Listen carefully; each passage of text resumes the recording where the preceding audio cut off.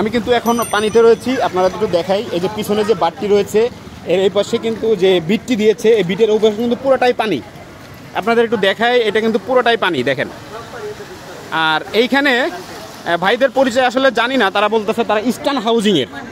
তারা কিন্তু এইখানে রাস্তায় বাঁধ দিয়েছে, বাঁধ নির্মাণ করে কিন্তু তারা এই রাস্তায় কাজ করবে বলছে। আসলে যদি কাজ করে থাকে মানবিক কাজ অবশ্যই তারা করবে, সাধারণ মানুষ তাদেরকে সহযোগিতা করবে।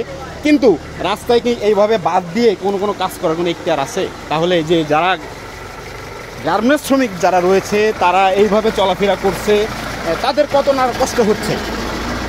আমি একটু দেখাই, আমি কিন্তু এখানে দুইজন ভাই ছিল, তাদের কিন্তু জিজ্ঞেস করা হয়েছে যে ভাই আপনাদের পরিচয়টা কি। তারা কিন্তু কোনো পরিচয় দেয়নি এবং তারা অন্য অন্য গণমাধ্যম কর্মীদের নাম বলছে।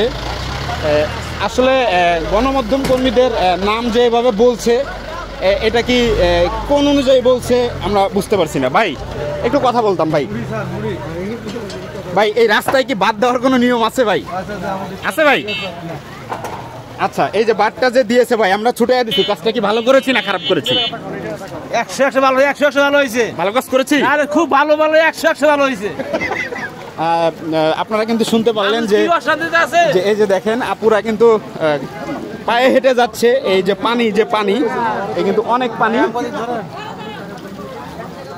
সবাই বলছে কিন্তু যে ভালোই হয়েছে কাজটা। ধন্যবাদ ভাই, ধন্যবাদ আমার ভাই। আপনারা ভালো কাম করছেন, জীবনে ভালো একটা কাম করছেন ভাই। আমরা রাস্তাতে হাঁটাচলা করতে পারতেছি না।